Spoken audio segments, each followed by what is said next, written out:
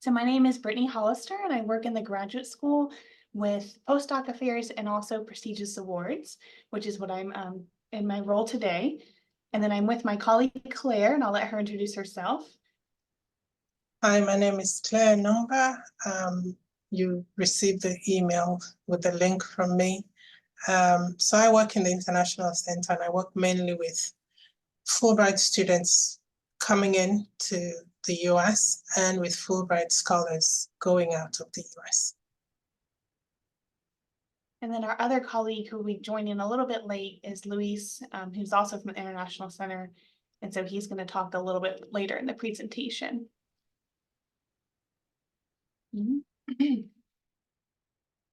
But to kick us off, I just wanted to share a little bit about the context of the Fulbright program. So this is an exchange program that was created in 1946.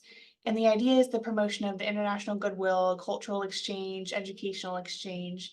And it's housed within the Department of State in the Bureau of Education and Cultural Affairs. And so these slides we can share. They have links throughout that we can share with all the participants after. So the funding for this program is shared between the US government as well as other governments with whose the students or scholars are either going to or coming from. And then they have approximately 8,000 awards each year. So in terms of the two types of well, there's both student and faculty Fulbright programs. And so the student programs, we have the US student program, which is the students from UF or wherever that go out to another country for their Fulbright. And then we have the foreign student program, which is our international students who are coming to UF on a Fulbright for graduate school.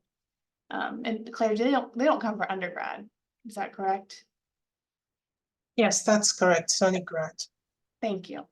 And then for faculty, we have visiting scholars or researchers who are coming to UF or to the US for their Fulbright. And then we have Fulbright scholars who are UF faculty who are leaving to go do their Fulbright elsewhere.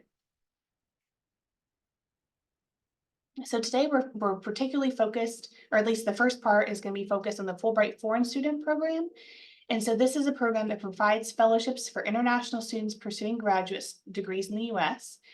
And so it's an award that's provided to incoming students. So it's not those students who are already in the US, like they're coming to UF for their first year of graduate school. And the fellowship, it includes different types of budget items, and it includes stipend, tuition, and other living expenses, but the award package varies from country to country and program to program. And so there's no actual rule about how much the funding is or what it contributes to. And then I just have a link here that tells more about the Fulbright Foreign Student Program.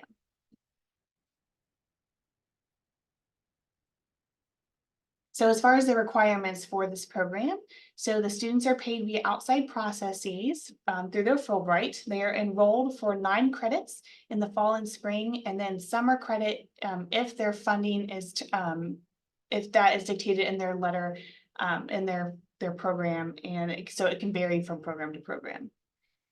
They are pursuing in-person study. They're not in the UF online programs or any of the online masters or programs.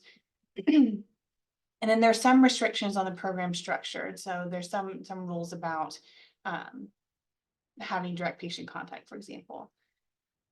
So the sponsoring agency, which I'll talk about a little bit later, but there's two, I think there's only 2 now, the IIE and Ammon East. They handle all the visa issues and monitor their progress. And then they cannot do research outside the US during their Fulbright, except for visits to their home country. And then the awards have a total budget amount for each individual student, and it varies on in terms of length, like the number of years, depending on the program and the student and the country and all these things. So there's a lot of variation in the amount of money for the Fulbright awards. And so the Fulbright, just one more note, it does not, it pays the student directly. It doesn't go through UF unless there is an assistantship attached to the Fulbright offer. So then that assistantship would be paid through UF. And then the tuition is billed to their agency, the Fulbright agency. So in terms of the Fulbright funding packages, which as I said, they can vary from student to student, but they have a stipend that's set by the Department of State, and this is adjusted for cost of living in the region. And so I think there's, I'm not sure, I can't remember what the current stipend is, but I think there's some anticipation that it might increase soon, hopefully. So hopefully that will happen. They have their own health insurance. That is through the UF policy, and it's paid for by Fulbright unless they have an assistantship with enough FTE that they would get health insurance through their assistantship. The tuition is covered by Fulbright or UF, so depending on the program and what's available as far as like tuition waivers, or if the department wants to cover the tuition, it can be a shared cost with Fulbright. There are some allowances for transition, so some funding to allow them to settle in at UF and buy supplies. And then they can have some related programming for the Fulbright, such as the ELI, or English language training, and then pre-arrival orientation. And so what's included in their funding package varies from student to student. And if you're considering recruiting a Fulbright student, usually the best place to get that information is from their agency advisor. So as far as the application process, the applicant will apply directly to the program, like through the Office of Admissions. And so their department or program should get their application and slate like normal. And then the graduate school will review credentials like normal. And sometimes, they should indicate their Fulbright on their application, but sometimes like they'll email faculty members directly about wanting to work with them. And so it's good to be mindful if your faculty or if you're a faculty member, if your faculty or are talking to these students and what they're talking about with the students. And then the external placement agencies are IIE, which is across the world for all the different Fulbright countries. And then AMID East is specifically focused in the Middle East, North Africa region. And so these are the two agencies that we primarily communicate with as far for Fulbrights.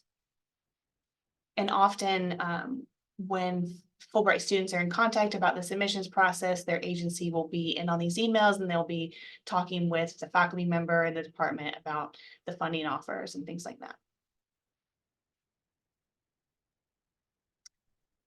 So as far as like the Fulbright application process for this fall, so they applied to receive a Fulbright back in spring of 23, and they were notified of their award in fall of 23.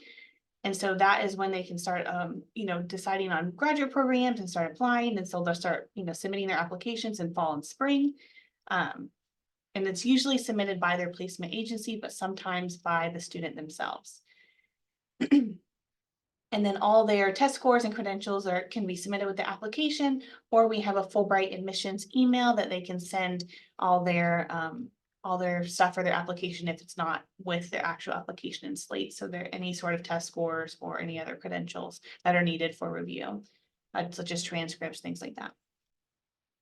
And so this email goes to the Office of Admissions, and they will review those documents.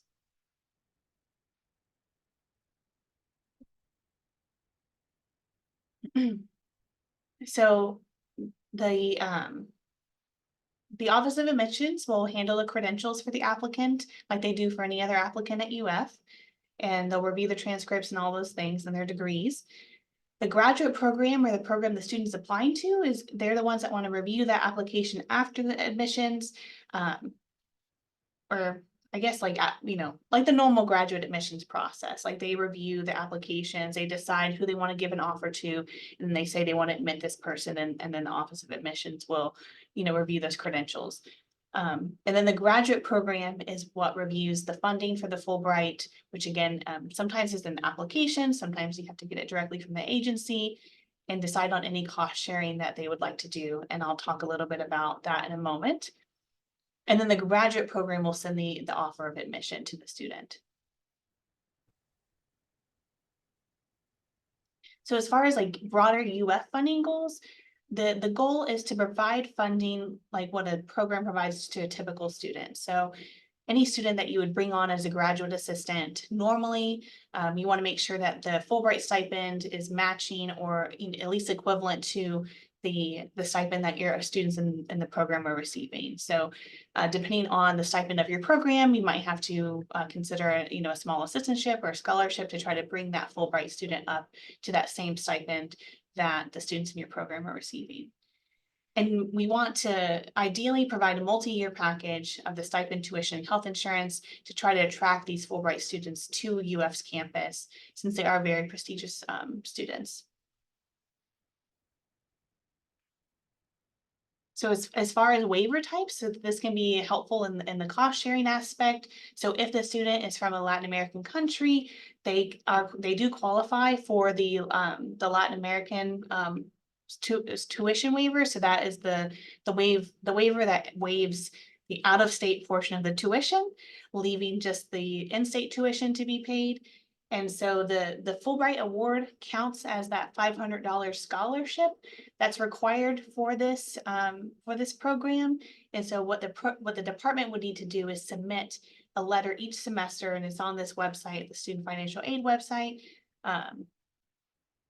where you can submit this letter every semester indicating that the student has the Fulbright, and so then they will receive that in-state rate of tuition if they're from a Latin American country.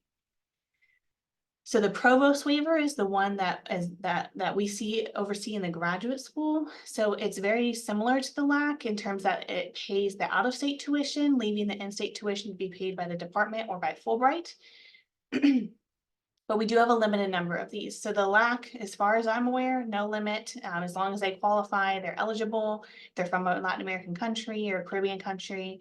But the provost waiver, we have a limited number of those. And so if you're interested in bringing a Fulbright, like you can reach out to the graduate school in our Fulbright email. I think I have it later in the slides. And we can see if we have any slots available for those students who are not from a Latin American country. I see there's a. Okay, so on the chat, Lee asked if international students already admitted to UF's graduate programs eligible to apply for Fulbright. I didn't think so. Do you know for sure, Claire or Luis? No, they have to apply before they come to the US. Thank you. So then there's also other departmental agreements with the Office of the Provost, such as from Latin American Studies and College of Liberal Arts and Sciences. I'm not as familiar with those waiver programs. So that's not something that I work with, but I do know they exist.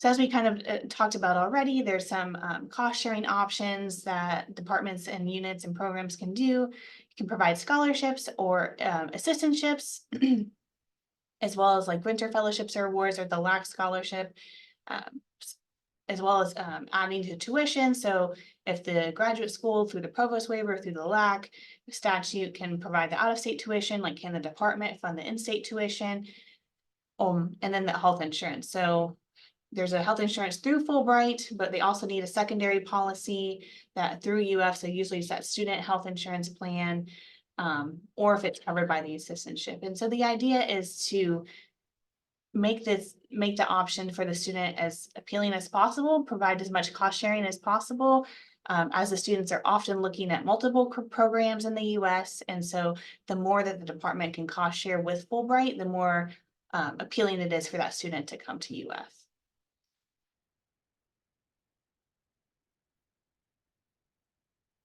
Students from the US, Virgin Islands, and Puerto Rico eligible to apply for Fulbright. So not for the international, not for the foreign student program. Is that correct, Luis and Claire? But they could do the US program. Oh, sorry, Claire, I think you're. I said, let me check that out. Oh, thank you. Yeah. Yes, Amy.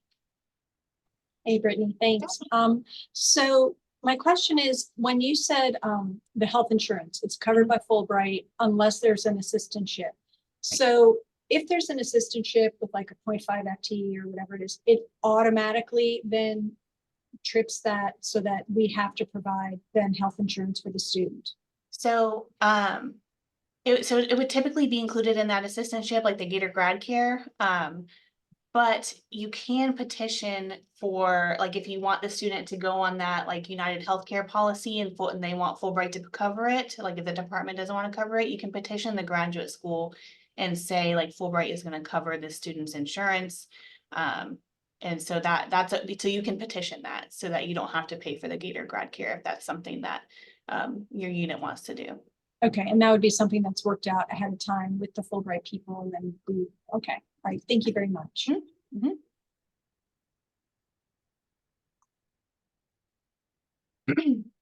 So as far as the offer details, like, you're gonna have your standard offer, and these are all coming from the department. And depending on, so like if you have this provost waiver, like, you can have me weigh on and the grad school weigh in on it. But the department's gonna put together the offer of admission and the offer of assistantship or any other funding. And then the summary document just itemize the funding sources for the Fulbright agency, because they are gonna wanna know what all is being offered for this student. After they're admitted, there is going to be a university financial award form. And so after the student decides to enroll at UF, they have this form that's completed every year, and it confirms any institutional cost sharing. And so if a student is on a provost waiver, then our office would fill out that form, but otherwise it just depends on where the funding is coming from, like who signs off on that form. And so for me, like, I'll say, you know, that the provost waiver covers the out-of-state tuition for the student and sign off on that form. But if they have other types of funding, then it just depends on who is, like, the person who's signing off for that money. And then their terms of appointment from the department are sent to the International Center by the sponsoring agency. So IIE or Amid East would send that. And then it will confirm the details of the funding offer for the sponsor, for the student, and for the bursar's office, who will be the ones doing the billing.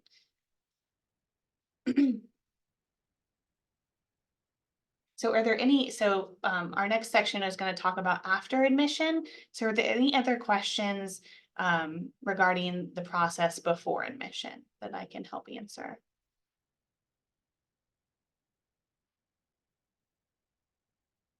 Okay, I'll turn it over to Claire. Thanks, Brittany. Lee, I'm gonna say for your question, students from Puerto Rico and US Virgin Islands can only apply for the outbound programs if they're considered US citizens. So if they're US citizens, they can apply for the foreign student program or for the visiting scholar program. Right, Brittany, you're gonna have to do my slides.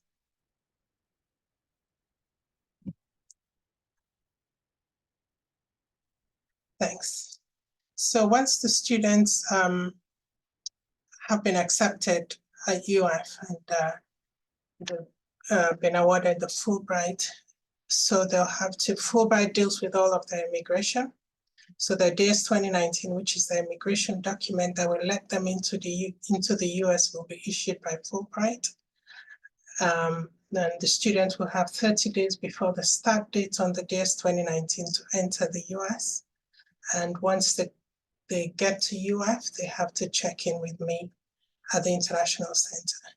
But before that, usually in the summer, IIE will send me a list of all the students who will be coming to UF. Thanks, Brittany. So once they, their Fulbright award only goes for a number of months. So sometimes if they're master's students, they get it for 2 years or 1 year initially, and then they can apply for an extension. But once the Fulbright award is terminated and Fulbright doesn't sponsor them anymore, then they'll have to transfer from IIE or from Amid East to usually to UF. So the students will have to transfer their visa, their J visa, to UF. And this will require the student showing funding from the department, which is usually what happens. The department will take over the funding of the student. And then we will coordinate, we are the university at UF, through Luis's office, will coordinate the transfer. So then they become UF students, UF sponsored students. Thanks, Brittany. Brittany's already talked about the waiver. There's the Latin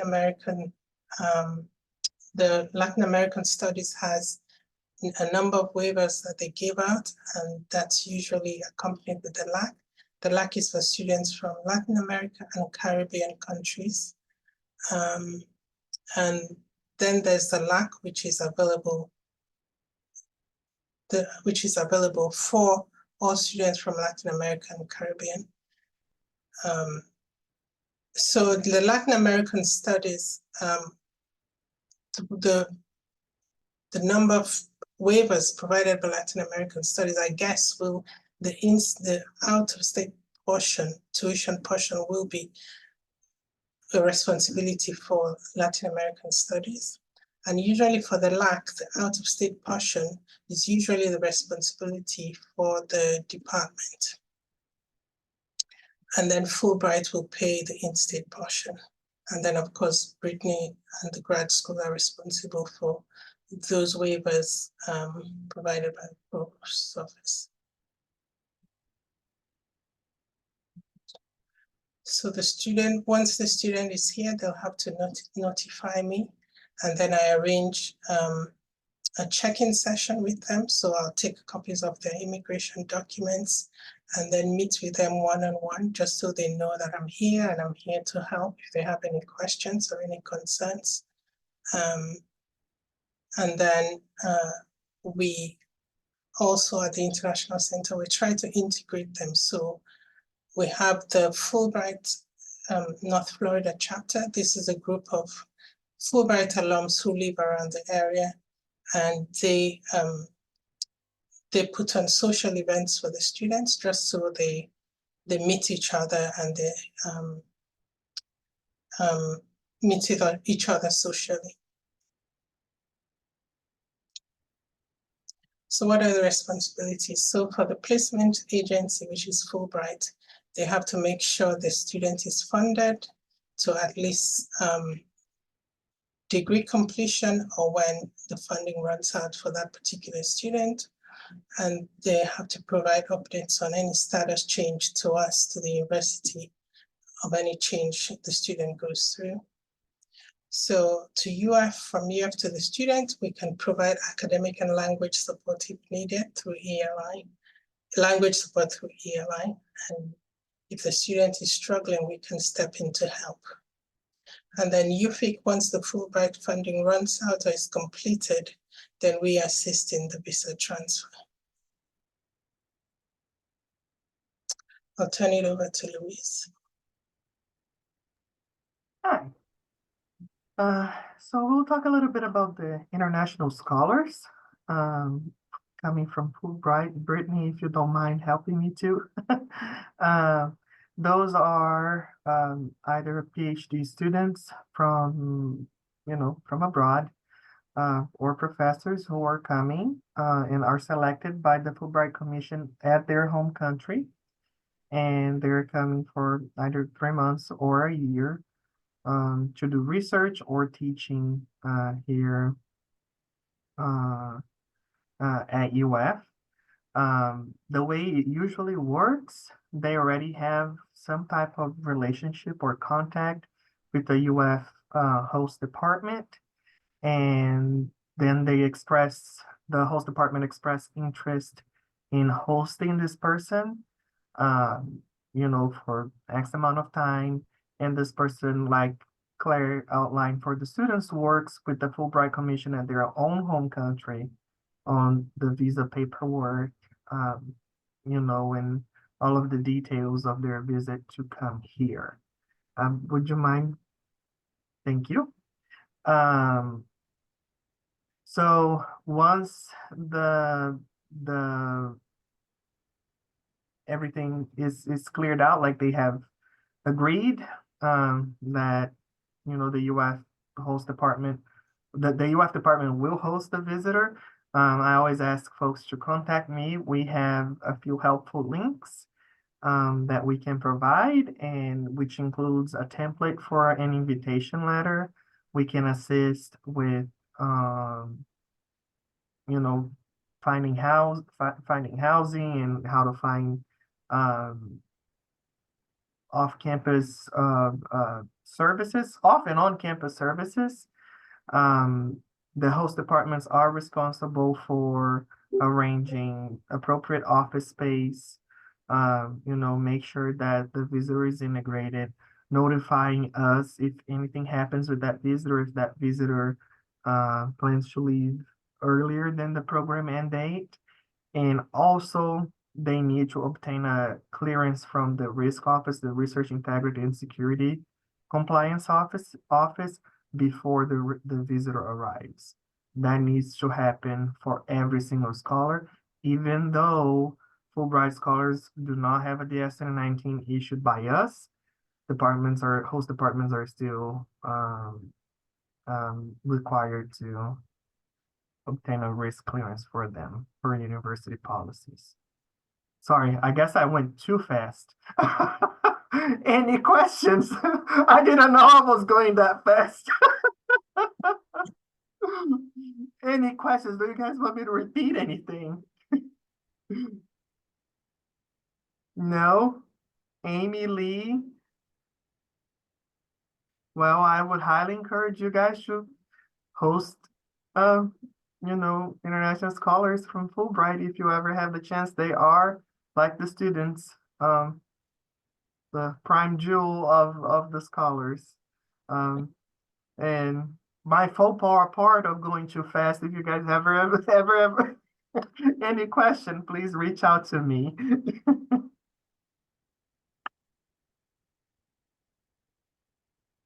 All right. Is that you, Claire? Or sorry, Brittany, is that you? I can, maybe I'll start, and then if either of you have stuff to chime in, Claire and Louise, you can chime in. Sure.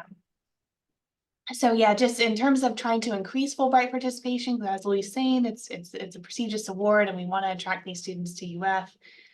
So in the short term, working with your unit and waiver offices to try to offer competitive packages to those Fulbright students who are already interested in UF. Based on my experience, a lot of times these students are reaching out to faculty who they're interested in working with, and so trying to guide your faculty or share, because I've talked to a lot of faculty who are trying to recruit a Fulbright, but they're just not super familiar with the program, and so directing them to us if they have questions. I have on next slide we have some contacts for you all as far as like Fulbright program, keeping an eye out on the UFIC newsletter for upcoming opportunities around Fulbright, and then using the campus networks like the North Florida chapter that Claire was talking about to help try to increase Fulbright participation and really investing in the presence of that association. Excuse me. And then in the long term, encouraging students and faculty of partner institutions to apply. So if your faculty or if you or people in your department have collaborations at other universities across the world, trying to encourage those students to apply and come to UF either for like a short-term visiting scholar, like research scholar, like Louise was talking about, or if they're potentially considering grad school, if they're a master's student, they want to come do a PhD, like encouraging them to do the foreign student program. So trying to encourage those contacts from, the existing network that we have at UF. And then also contacting the Fulbright commissions, the U.S. embassies and placement agencies like Amadeus or IIE to indicate your interest in hosting Fulbright participants. Especially, I know we have a lot of great programs at UF and programs that those students from other countries are really interested in learning from, and then taking that knowledge back to their home country. And so thinking about how you can work with those groups to try to recruit in the long term. Is there anything else, Louise or Claire, that you want to add? I think you covered it all. Yes. The only thing I would add is like students are required to check in with Claire. Scholars are not required to check in with me, but I very much appreciate when they do. Yeah, and we're always here once the student is around, if they're having issues, to come speak to us, and we'll always help. If I don't have the answer, I'll point them in the right direction.